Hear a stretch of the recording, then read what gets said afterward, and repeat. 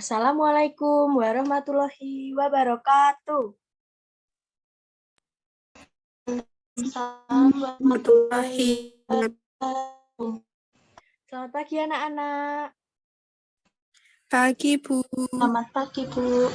Gimana kabarnya hari ini? Baik, Bu. Alhamdulillah, sehat semua ya. Alhamdulillah sehat. Udah sarapan belum ya? Sudah, Bu, tadi pagi. Pinter. Kalau udah sarapan semua, berarti udah siap untuk mengikuti pembelajaran pada pagi hari ini. Nah, sebelum kita masuk ke pembelajaran, kita berdoa terlebih dahulu ya. Coba Mbak Hani teman-temannya dipimpin berdoa ya. Baik, Bu. Teman-teman, sebelum memulai pembelajaran, marilah kita berdoa. Berdoa mulai. Berdoa selesai. Baik, terima kasih Mbak Hani sudah memimpin doa pada pagi hari ini. Sebelumnya Ibu akan mempresensi kehadiran anak-anak terlebih dahulu ya. Mbak Hesti hadir. Hadir, Bu. Mbak Hani hadir. Hadir, Bu. Baik, berarti hadir semua ya hari ini. Alhamdulillah, Bu, hadir semua. Nah, sebelum mulai pembelajaran, Ibu akan menampilkan PowerPoint terlebih dahulu.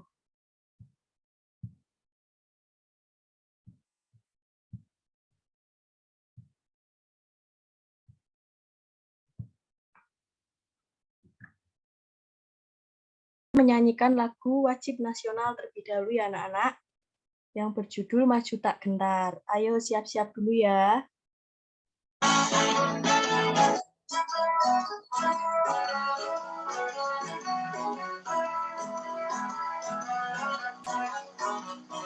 Maju tak gentar, membela yang benar. Maju tak gentar, hak kita diserang. Maju serentak, mengusir penyerang. Maju serentak, tentu kita menang. Bergerak, bergerak, serentak, serentak, menerjang, menerjang, terkam. Tak gentar, tak gentar, menyerang, menyerang, majulah, majulah, menang.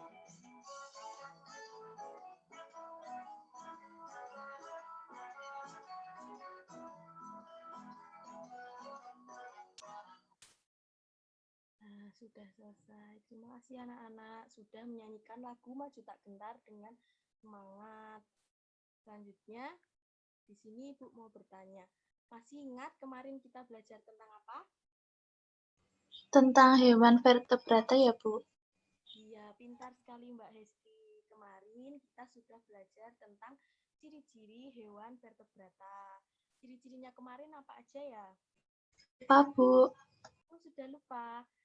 Ibu ingatkan kembali ya. Jadi kemarin hewan vertebrata itu memiliki tulang belakang seperti kelinci, terus ada burung, seperti itu ya anak-anak.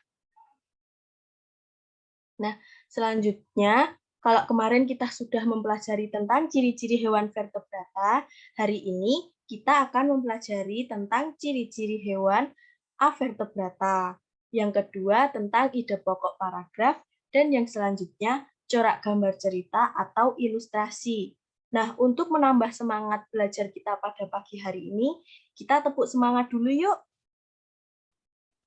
Bu, mulai ya. Yuk. 1, Iya, Bu. 2, 3. Tepuk semangat. Semangat. Semangat. Nah, udah semangat semua ya anak-anak.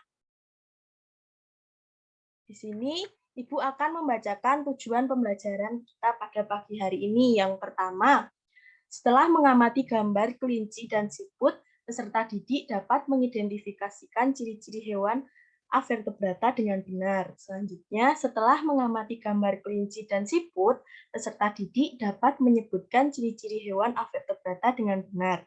Yang ketiga, setelah mengidentifikasi ciri-ciri hewan avertebrata, peserta didik dapat menyusun model sederhana organ gerak hewan avertebrata dengan benar. Yang keempat, setelah mengidentifikasi ciri-ciri hewan avertebrata, peserta didik dapat menciptakan model sederhana organ gerak hewan avertebrata dengan benar.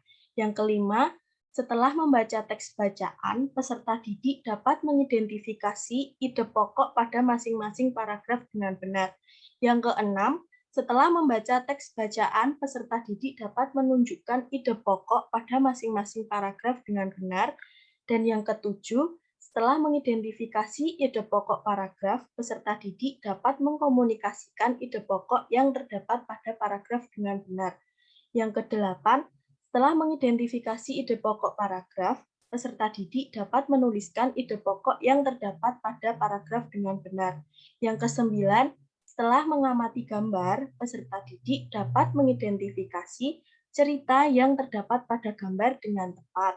Yang kesepuluh, setelah mengamati gambar, peserta didik dapat menjelaskan cerita yang terdapat pada gambar dengan tepat. Yang ke-11, setelah mengidentifikasi cerita yang terdapat pada gambar, peserta didik dapat merancang cerita yang berbentuk gambar dengan benar. Dan yang terakhir, setelah mengidentifikasi cerita yang terdapat pada gambar, peserta didik dapat menciptakan cerita yang berbentuk gambar dengan benar. Ini Ibu memiliki teks bacaan. Coba Mbak Hesti, Ibu dibantu membaca ya. Baik, Bu. Di bawah kandang kelinci, Edo melihat seekor siput yang sedang berjalan perlahan. Edo pun mengambilnya. Kelinci dan siput sama-sama hewan, tetapi gerakannya kok berbeda ya?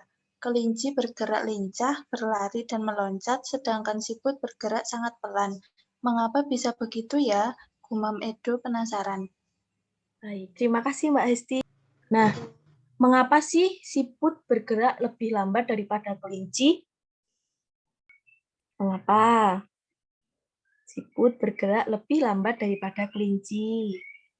Siput soalnya jalannya pakai perutnya, Bu. Kalau kelinci pakai kaki, jadi dia bisa lari, bisa jalan, bisa lompat.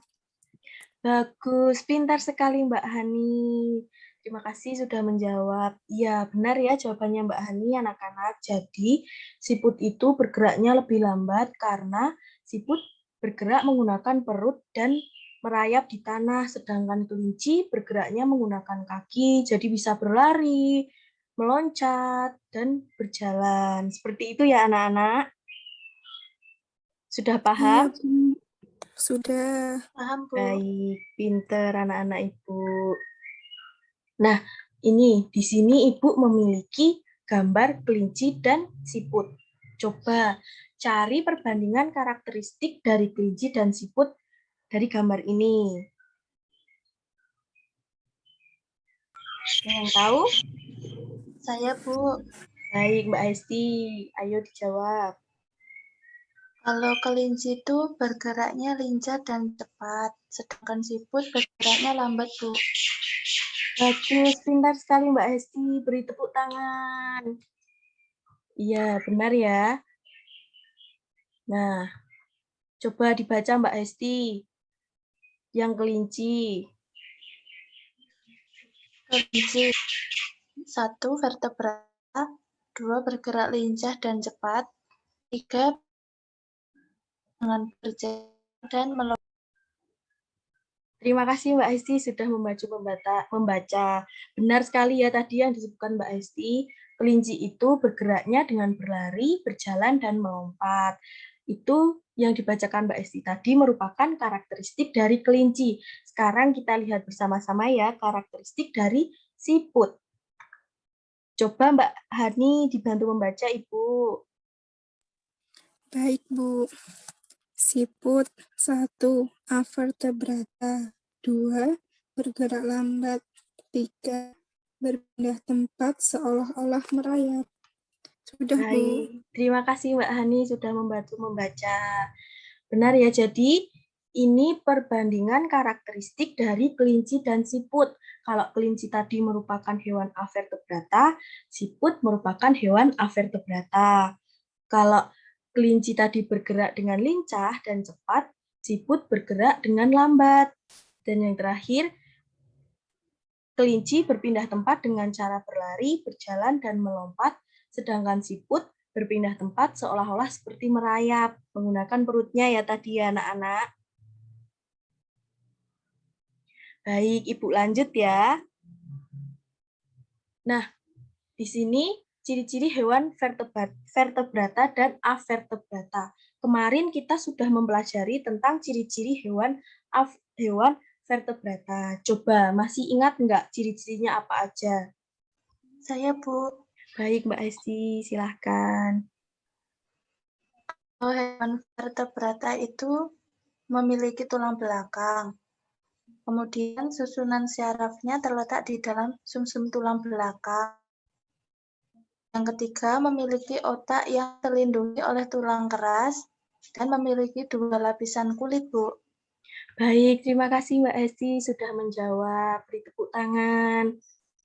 Jadi benar ya yang disebutkan oleh Mbak Esti, ciri-ciri hewan vertebrata itu memiliki tulang belakang, susunan syarafnya terletak di dalam sumsum tulang belakang dan berpusat pada otak, dan memiliki otak yang terlindungi oleh tulang keras, dan yang terakhir memiliki 2 lapisan kulit luar dan kulit dalam. Nah, ada yang tahu tidak yang termasuk hewan vertebrata itu apa aja? Ular bukan, Bu. Hebat sekali Mbak Hani, iya ular termasuk hewan vertebrata. Selanjutnya ada apa lagi Mbak Hani? Coba dibantu membaca. Lumba-lumba, ikan, kelinci, burung, dan kambing, Bu. Iya, hebat sekali. Terima kasih Mbak Hani. Nah, ini tadi ciri-ciri dan contoh hewan vertebrata. Nah, yang selanjutnya ciri-ciri hewan avertebrata. Kalau tadi hewan vertebrata bertulang belakang, ciri-ciri hewan avertebrata tidak memiliki tulang belakang. Coba Mbak Hesti dibaca ciri-ciri hewan avertebratanya. Ciri-ciri hewan avertebrata yang pertama itu tidak bertulang belakang. 2. Susunan syarafnya berada di perut. 3. Otaknya tidak terlindungi oleh rangka. Dan 4. Memiliki rangka luar. Hebat sekali, terima kasih Mbak Hesti. Nah, berikut contoh hewan avertebrata. Coba Mbak Hani dibaca yang termasuk hewan avertebrata. Pertama, cacing. 2, ubur-ubur. 3, cumi-cumi. 4, kupu-kupu. 5, bintang laut. 6, siput, Bu. Baik, terima kasih Mbak Hani. Nah, jadi ini ciri-ciri hewan avertebrata dan vertebrata beserta dengan contoh hewannya ya anak-anak. Baik, Bu. Sudah paham? Sudah, Bu. Sudah. Baik, kalau sudah paham, Ibu lanjutkan ya. Nah, di sini Ibu memiliki video. Kita cermati bersama-sama ya. Kita akan belajar tentang hewan avertebrata, hewan vertebrata, dan gambar ilustrasi. Nah, di sini guru memiliki 2 gambar, yaitu kelinci dan siput. Mari kita gabungkan kedua ciri-ciri hewan ini. Yang pertama, kelinci memiliki ciri-ciri apa? Ayo. Kelinci memiliki ciri-ciri melahirkan dan memiliki bergerak dengan tulang dan otot, memiliki kulit yang lunak, dan mempunyai tulang belakang. Yang kedua, siput memiliki ciri-ciri bertelur, bergerak dengan otot perut, memiliki kulit yang keras atau biasa kita sebut cangkang, Dan yang terakhir, tidak mempunyai tulang belakang. Berdasarkan ciri hewan tersebut, manakah yang termasuk hewan vertebrata dan hewan avertebrata? Mari kita simak penjelasannya berikut ini. Hewan vertebrata merupakan hewan yang memiliki tulang belakang. Contoh hewan vertebrata adalah orangutan, ular, komodo, ikan, dan burung. Sedangkan hewan avertebrata adalah hewan yang tidak memiliki tulang belakang. Adapun ciri hewan avertebrata lainnya adalah biasanya susunan sarafnya berada di perut, memiliki rangka luar, dan otaknya tidak terlindungi oleh rangka. Contoh hewan avertebrata adalah lebah, cacing, laba-laba, kalajengking, dan kepiting.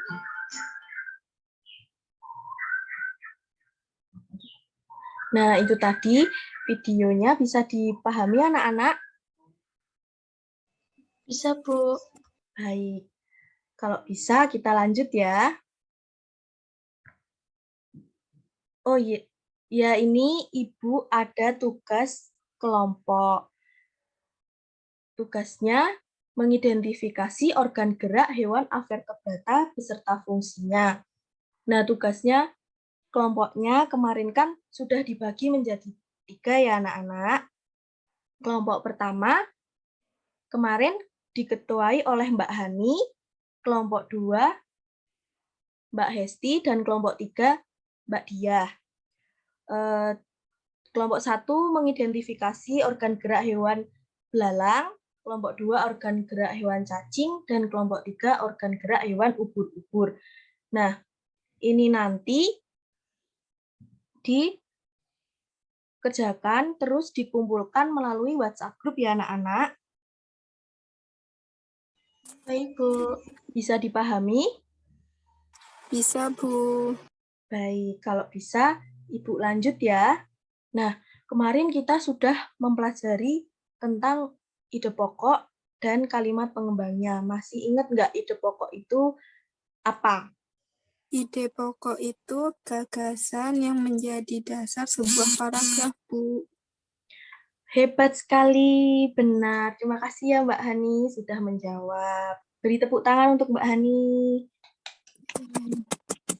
Ya, jadi ide pokok merupakan gagasan yang menjadi dasar sebuah paragraf ya. Tadi Mbak Hani sudah benar. Nah, ide pokok disajikan ke dalam bentuk kalimat utama. Kalimat utama yang membentuk ide pokok biasanya berada di awal paragraf, di tengah, ataupun di akhir paragraf. Mengerti anak-anak? Mengerti, Bu. Mengerti, Bu. Baik, selanjutnya kalimat pengembang. Masih ingat kemarin kalimat pengembang itu apa? Kalimat yang menjelaskan lebih lanjut ide pokok dalam mengembangkan paragraf, Bu. Hebat sekali Mbak Hesti. Iya, beri tepuk tangan. Benar ya, jadi kalimat pengembang itu kalimat yang menjelaskan lebih lanjut ide pokok dalam mengembangkan paragraf. Bisa dipahami ya anak-anak? Bisa, Bu. Baik. Selanjutnya, di sini Ibu memiliki kalimat teks bacaan. Coba Ibu dibantu membaca ya. Ini nanti paragraf 1 sampai paragraf 2 dibaca oleh Mbak Hesti. Selanjutnya dibaca oleh Mbak Hani sampai paragraf 4. Selanjutnya dilanjutkan Mbak Hesti lagi. Siput bukanlah hewan lemah. Siput menurut sebagian orang dianggap sebagai hewan yang lamban dan menjijikkan. Bahkan karena gerakannya yang lamban, tidak jarang orang membanding-bandingkannya dengan kelinci. Siput juga dianggap menjijikkan karena tubuhnya yang penuh lendir. Sebenarnya siput memiliki kelebihan dan keistimewaan. Kelebihan dan keistimewaan siput ini merupakan karunia Tuhan yang tidak dimiliki oleh hewan-hewan lain. Apa saja kelebihan dan keistimewaan tersebut? Siput merupakan hewan yang berjasa dalam penguraian serpihan daun-daunan. Kenapa berjasa? Karena siput memakan daun-daunan dan menjadikannya bagian-bagian yang kecil atau serpihan, sehingga mudah diuraikan oleh bakteri pengurai. Jika benda-benda yang besar seperti daun berubah menjadi serpihan dan diuraikan akan kelestarian sekitar siput berada. Hasil penguraian yang diawali oleh siput itu akan berfungsi menjadi pupuk alami sehingga tanah pun menjadi subur. Siput adalah sang pengembara yang baik meskipun siput berjalan lambat, namun siput memiliki stamina yang sangat bagus. Daerah pengembaraan siput pun sangat luas. Pengembaraan siput dimulai sejak siput menetas. Setelah menetas, siput langsung mandiri. Siput tidak lagi terikat dan bergantung pada induknya.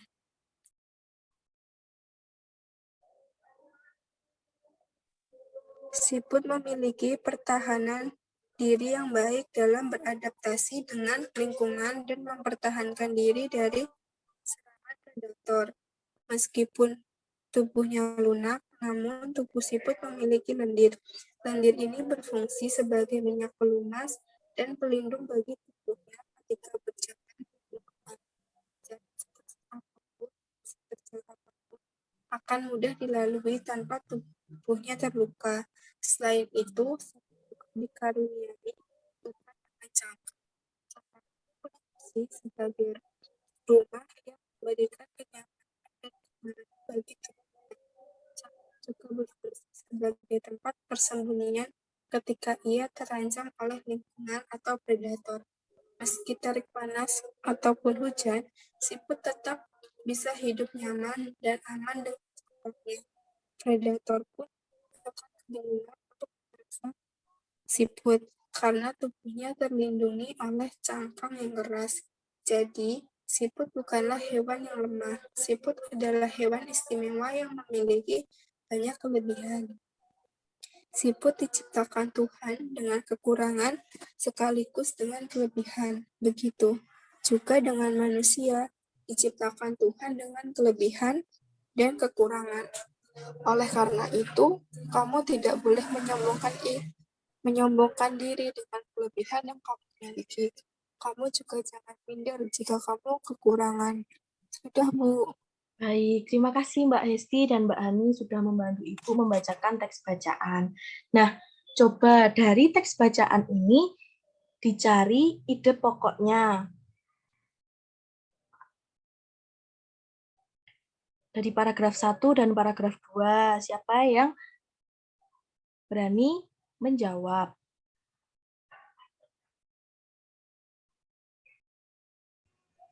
Saya, Bu. Baik, Mbak Hesti. Ide pokok paragraf pertama yaitu siput menurut sebagian orang dianggap sebagai hewan yang lamban dan menjijikkan. Yang paragraf kedua, ide pokoknya yaitu sebenarnya siput memiliki kelebihan dan keistimewaan. Hebat sekali Mbak Hesti. Benar ya, jadi ide pokok paragraf pertama terletak pada kalimat utama, yaitu menurut sebagian orang, siput dianggap sebagai hewan yang lamban dan menjijikkan. Dan yang ide pokok paragraf kedua juga terletak pada kalimat utama, yaitu siput memiliki kelebihan dan keistimewaan.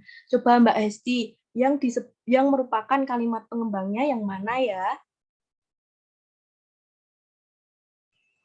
Yang paragraf 1, kalimat pengembangnya dimulai dari kalimat kedua, yaitu bahkan karena gerakannya yang lamban, tidak jarang orang membanding-bandingkannya dengan kelinci. Siput juga dianggap menjijikkan karena tubuhnya yang penuh lendir. Hebat sekali, benar. Jadi kalimat pengembang paragraf 1 terletak pada kalimat kedua dan kalimat ketiga ya anak-anak. Iya, Bu. Baik, untuk paragraf yang kedua, kalimat pengembangnya juga terletak pada kalimat kedua dan kalimat ketiga. Oke, selanjutnya Ada yang berani menunjukkan ide pokok di paragraf ketiga dan keempat? Siapa? Saya, Bu. Baik, Mbak Hani. Ide pokok paragraf ketiga itu siput merupakan hewan yang berjasa dalam penguraian serpihan daun-daunan, Bu. Ya, hebat. Benar sekali Mbak Hani. Jadi, ide pokok pada paragraf ketiga yaitu siput merupakan hewan yang berjasa dalam penguraian serpihan daun-daunan. Sampai di sini paham? Paham, Bu. Baik. Di sini Ibu memiliki satu bacaan lagi. Coba kelompok 1 mencari ide pokok paragraf 1 dan paragraf 2, dan kelompok 2 mencari ide pokok paragraf ketiga. Ibu beri waktu 15 menit ya.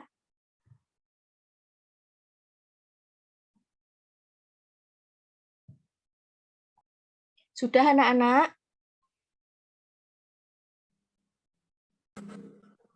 Sudah, Bu. Baik, kalau gitu coba dari kelompok 1 dibacakan ide pokok dari paragraf 1-nya. Ide pokok paragraf 1 itu sistem gerak pada ikan berbeda dengan hewan vertebrata yang lain. Paragraf Iya. 2, salah satu bentuk tubuh yang paling banyak dimiliki oleh hewan air adalah bentuk kuda. Iya, Itu, hebat. Bu. Iya, benar sekali. Terima kasih Mbak Hani dari perwakilan kelompok 1 sudah membacakan. Selanjutnya dari kelompok 2 coba dibacakan ide pokoknya. Kalimat ide pokok paragraf ketiga yaitu ikan memiliki gelembung renang dalam tubuhnya yang berguna untuk mengatur gerak naik dan turun.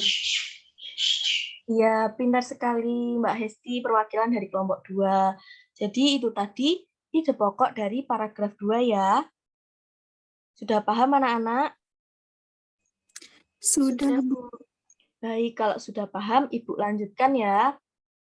Nah, kemarin kan kita sudah mempelajari tentang ragam gambar cerita atau ilustrasi. Nah, dalam membuat gambar cerita, kita juga harus mengetahui corak gambar cerita atau ilustrasi.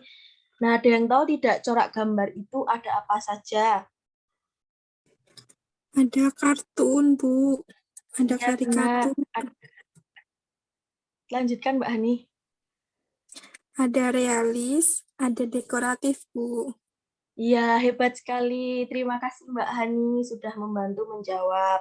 Benar ya, jadi corak gambar cerita itu ada realis, kemudian ada karikatur, selanjutnya ada kartun, dan ada dekoratif. Nah, ada yang tahu tidak contoh dari gambar realis itu apa?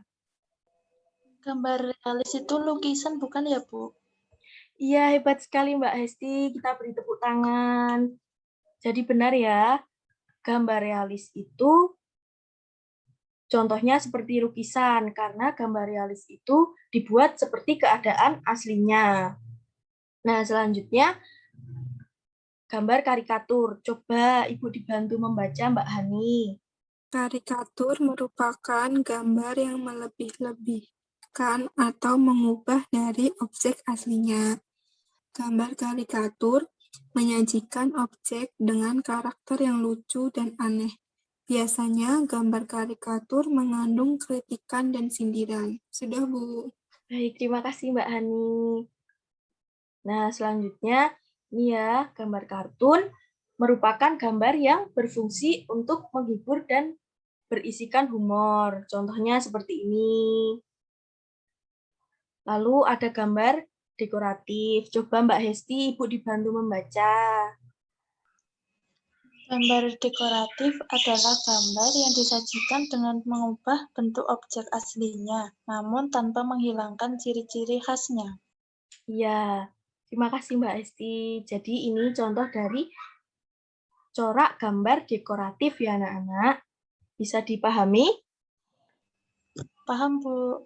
Bisa, Baik. Bu. Bu, ada tugas membuat ilustrasi mengenai cerita yang berjudul Siput Bukanlah Hewan yang Lemah yang tadi yang udah kita baca bersama-sama ya anak-anak.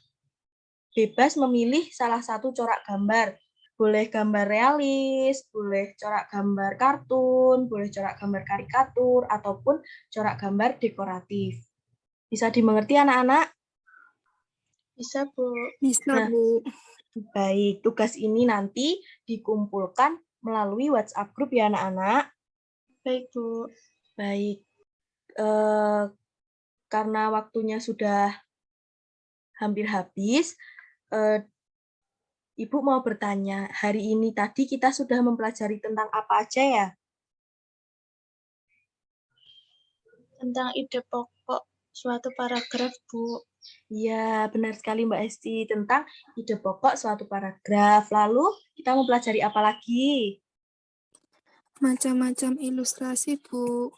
Iya, hebat Mbak Hani, tentang macam-macam corak gambar. Ada apa aja tadi? Realis, karikatur, lalu Kartun, ya kartun dekoratif. dan dekoratif. Benar sekali. Dan juga kita sudah mempelajari tentang ciri-ciri hewan avertebrata. Tadi hewan avertebrata itu apa aja sih? Ada cacing, lalu ada apa lagi? Ubur-ubur. Ubur-ubur, iya benar ada ubur-ubur dan ada Ada siput. siput, Bu. Iya, benar sekali. Hebat semua anak-anak Ibu. Nah, sebelum Ibu tutup pembelajaran pada pagi hari ini, jangan lupa ya tugas-tugasnya tadi dikerjakan, kemudian dikumpul melalui WhatsApp group. Dan jangan lupa pelajari materi untuk minggu depan. Mengerti anak-anak? Mengerti, Bu. Baik, kita tutup pembelajaran dengan berdoa ya. Tadi sudah dipimpin oleh Mbak Hani, sekarang dipimpin oleh Mbak Hesti. Marilah teman-teman, sebelum mengakhiri pembelajaran pada pagi hari ini, kita berdoa terlebih dahulu. Berdoa mulai. Selesai. Baik, terima kasih Mbak Esti sudah memimpin berdoa pada siang hari ini. Semoga pembelajaran pada pagi hari ini dapat bermanfaat buat kita semua dan ilmunya berguna buat kita semua. Terima kasih untuk anak-anak yang sudah aktif dalam pembelajaran pada pagi hari ini. Kita beri tepuk tangan untuk kita semua. Baik, Ibu akhiri. Wassalamualaikum warahmatullahi wabarakatuh. Waalaikumsalam warahmatullahi wabarakatuh.